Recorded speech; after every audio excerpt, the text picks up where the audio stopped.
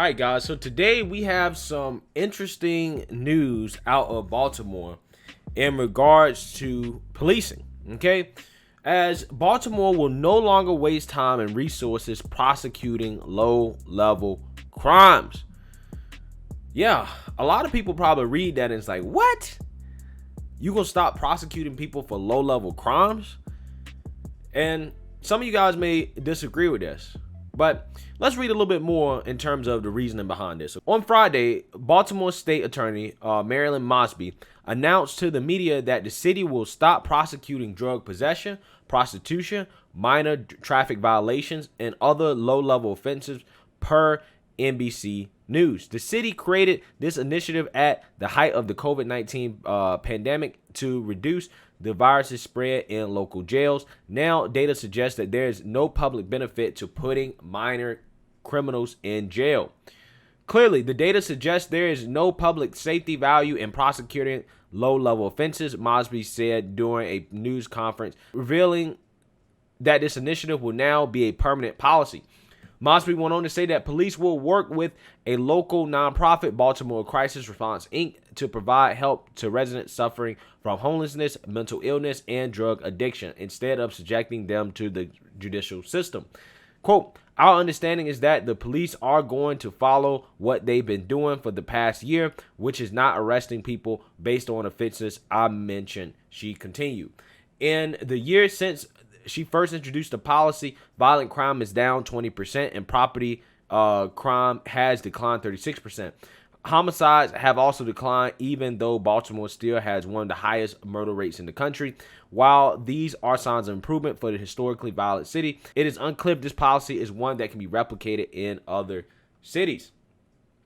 Although other major cities also suspended the prosecution of low-level crimes, homicides rose 30% in 2020 when compared to the previous year. Also, aggravated assault and gun assault rates increased by nearly 10%. All right, guys. So as you can see, there is a mixed bag going on here, okay? Because Baltimore is basically not locking people up for low-level crimes, okay? And, they listed, drugs, prostitution, other things that tend to be more victimless, okay? Things that don't necessarily affect other people, but are crimes, right? They also mentioned traffic violations too. So what are my thoughts on this? My thoughts is that I think that this is an interesting experiment, and I would like to see what happens after another maybe 2 or 3 years. Okay, because last year during the pandemic, when they tried to do this, right? Like, if people are not going outside and people are not as active, people are not in the streets, then yeah, I would think that you can expect crime to fall in some cases. Now, obviously, crime has increased in other parts of the country. Also could be attributed to the pandemic as well, because, if people are losing their jobs, or, they can't buy food, or, they're suffering in some way, then they may be compelled to commit crimes to bring in extra income, right? So I think that this is one of those things that will probably apply on a city by city basis. And that's the thing, guys, when we talk about certain policies, right?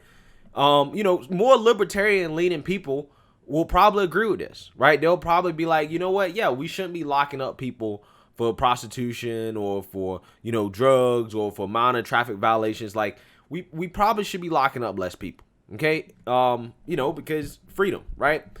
And then people who are, tend to be more conservative may be apprehensive to this, because they might feel like this is contributing to crime, right? That if, you're soft on crime, then there's going to be more crime. People are going to be more inclined to do something wrong, okay?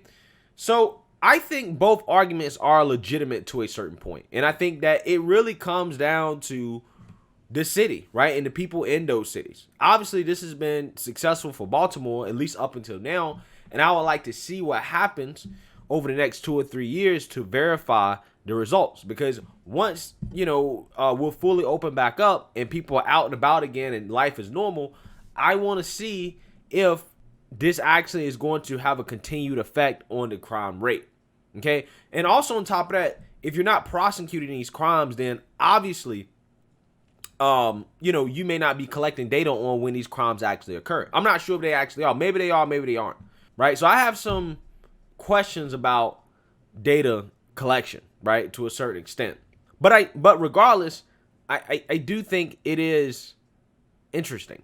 And I like the idea of police not being worried about petty crimes, right? I like the idea of police resources being used to actually go after people who are actually dangerous, right? Who are trying to kill people, who are trying to steal, who are really trying to do crimes that are going to bring harm on society, right? That are actually going to harm somebody else.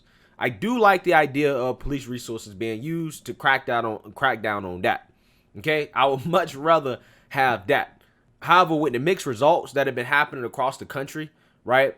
It remains to be seen if this is something that can be applied across the board, or if it's just a city by city thing. I think it'll most likely be a city by city thing, and I want to see more of the results in the future. But let me know what you guys think. What do you think about this type of policy?